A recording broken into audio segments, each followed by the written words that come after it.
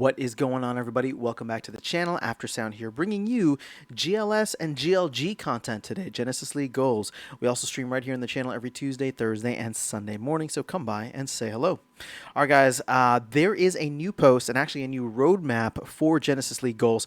I'm just going to focus on the post here today, and then we'll cover the roadmap separately, mainly because there's a lot that I want to dig into the roadmap in terms of overall timing and speculation on what's to come. But with the card leveling and combining, we do have a confirmed number overall of cards that will be required, and that is 400, which was kind of teased in the last town hall. So I don't want to read this out to you. Essentially, what they're saying is that players can be leveled up in two different ways, right? They can gain XP, and then there's also the combining of cards. And one, which will be the combining of cards, will limit the other in terms of the leveling up that can happen. So the main thing to focus on here when it comes to cards overall, or leveling up cards, and I'm going to come down here to the chart that they presented. This is for regular foil cards, and you can see that in order to get to a 10-star card, or we'll just say a maxed out card, you would need 400 regular foil cards to be able to do that. Similarly, with the gold foil cards, you would need 100 of them to max out. So this is very different from Splinterlands, and I just want to draw parallels because right now that's the only kind of frame of reference we have. With Splinterlands, with the common cards, it does take 400 cards to combine, but with the gold foil cards, it will take 100 versus 100 here versus only 38 in Splinterlands. So I wonder what that is going to do and what the prices of those cards are going to look like. But it seems as though there's going to be a significant amount of gold cards, obviously, for each of the players. Now, what's interesting here, and I'm going to jump right into this, and then we can go to the last portion here. What's interesting is I was just running the math, right? And I can't do it on screen here, but I'm gonna read the numbers off to you as we go through.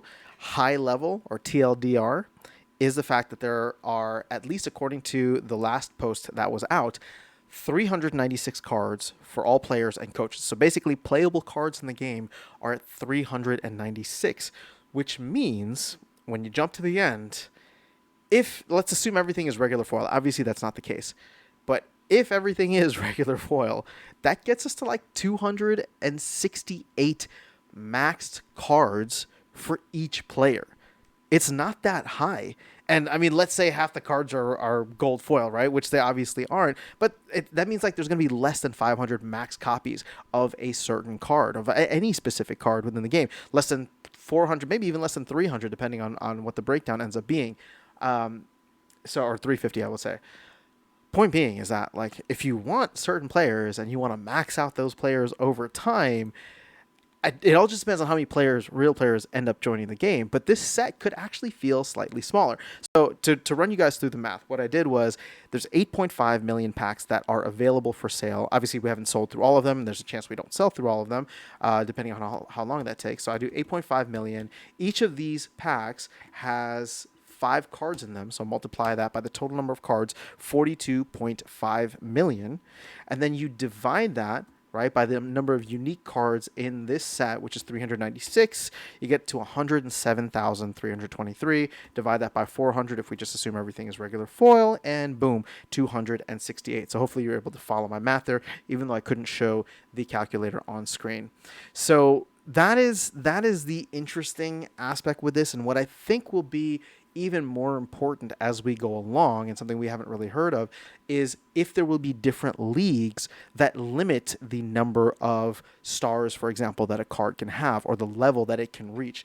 I think we're going to get confused here if we just talk about level, because level is going to be the XP that you can play. And then there's also something really interesting here where they talked about in the future, you'll be able to put a card in training, essentially just stake it so that it gains XP. And I don't necessarily know how I feel about that. But I guess, if people want to own cards and level them up, I guess you can just passively do it, and then the cards gain value over time from you holding them in a way. So maybe that's something cool. But leveling cards adds 1% bonus to hard stats per level. Let's see here if there's anything else that we missed. Maximum level of card will be 100. Every experience level requires progressively more XP. and it allows users to enjoy leveling for a long time. Card selecting XP by playing matches. All right, so cool. So you have the leveling up using XP, and then of course what we talked about here, which was the combining of stars. So in order to what I was trying to get at was like the different leagues. So in Splinterlands, again, as a parallel, you have like bronze, silver, gold, diamond, and champion. I wonder if we're going to have something like that in this game so that people who only want to come in and let's say someone like myself, for example, right? I probably at least just want to start off with all 1 BCX cards, just level 1 cards across the board and see how I can do with them. I'll slowly level up the deck, see how it goes, but I don't want to be going in and then against someone who has a maxed deck just getting crushed in every single game. There have to be some kind of different ranking system or leagues or whatever. So I'm confident that there will be something like that. We just don't know what it looks like. But similar to something like Splinterlands, where the first three leagues, for example, would be considered bronze, and then your next couple would be silver, and then your next couple would be gold. If we have something like that, I think it'll make it a lot more feasible for casual players to just jump in, grab a couple of cards, start playing the game, and just getting involved overall. So I'm excited for this. 400 was actually a lot more than I was expecting, but when you think about it, that does limit the max amount of cards, and I don't know, that's kind of crazy to me. I think we have more than like 200 players playing at like the champ level, obviously for Splinterlands, but it's not really limiting. Sorry, let me say it this way. It's not necessarily limiting the amount of players or accounts that could play at the highest of levels, but you go through on the GLG marketplace and you see these players, and I'll admittedly don't follow MLS very very much, although I am going to try and get into it once the game is out. If you want certain or specific cards, just knowing that there is a very limited quantity in order to max out that card, I don't know, that could drive some collectors, because keep in mind, sports fans are crazy. So that could drive some collectors to be like, I want to be one of 200 something, right? Whatever the final number ends up being, one of 300 something that has a maxed out card. Even if I'm not playing at that level, like this is one of my favorite players, right? He in real life, he's just a phenomenal human being, and I want to have like a max copy of his card. So I don't know what this looks like overall, but it does make me excited in terms of overall scarcity. When I saw 8.5 million packs at first, I was like, oh, that's a lot, but 400 unique cards is also a lot for a set, meaning that each card does have a certain level of uniqueness. Now, again, you can play with any of the cards, level them up over time, increase their base stats, add skills and whatever. So for someone like me that doesn't necessarily follow, it shouldn't matter as much, because I'll just be like, you jump in the field, right? Like, it doesn't, like, the names and faces don't really matter. But for other people, and this is where it gets important, because this is how it differentiates itself from a game like Splinterlands, when you do real life games like this, other people will have some kind of emotional tie to certain players and want them or need them on their team, and that could add or that could drive a lot of demand, I should say, within the ecosystem overall.